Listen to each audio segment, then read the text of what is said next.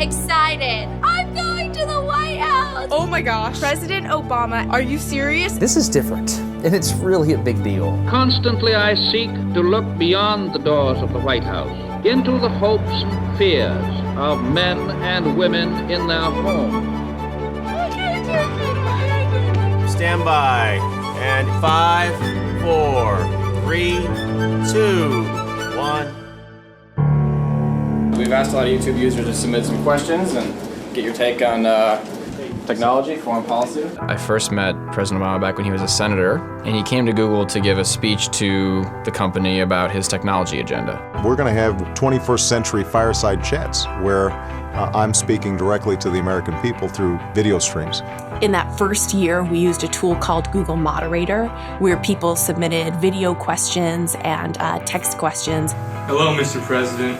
I'd like to know if minimum wage will go up in 2012. YouTube has allowed the common man to connect with the entire population. We're just common people, but we have access to people in high places. It gives me great access to all the people out there with wonderful ideas. Even if you didn't make your question, even if it wasn't on this show, we appreciate your submission. Hopefully we'll catch you next time.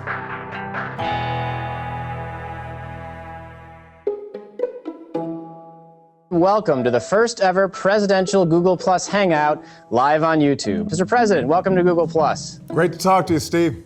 The idea of asking the president a question, having him respond, and then maybe asking a follow-up. You're not just sitting on the sidelines anymore. You're actually, able to participate in a way that you weren't. Why does the government continue to issue H-1B visas when there are tons of Americans with no job?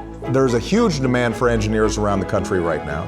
I understand that, yeah. But how, I had never really seen someone interrupt the president before. I wanted him to look at me. I wanted him to look in the face of someone who is still struggling. The context that a regular person brings to a question and interview is personal and gave a kind of conversational element to it that stripped away some of the traditional power dynamics of a presidential interview.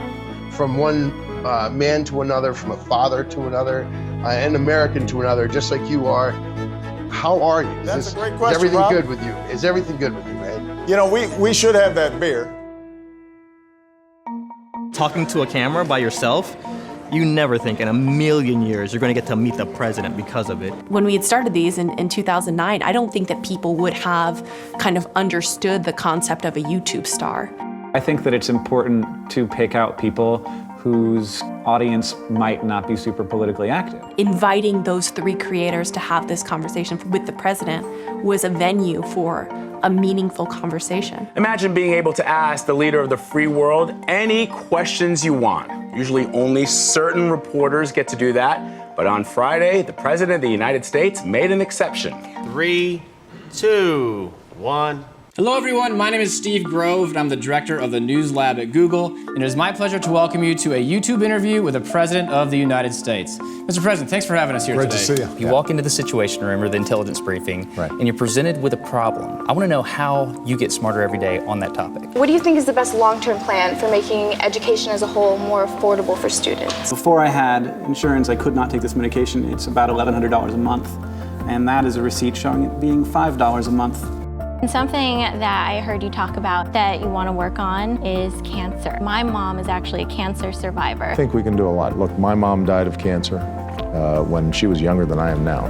Oh my gosh, I just interviewed the president and it was the best thing ever. America doesn't work if people don't feel like they are part of democracy. Access to power is really important for the democratic process. It will be increasingly important for future presidents and elected officials to take these platforms seriously and to use them to have conversations with the people that they serve. We certainly hope your successor follows in your footsteps and goes straight to the American people after the big speech. If they're smart, they will. I agree. Thanks so much, Mr. President. Really enjoyed it.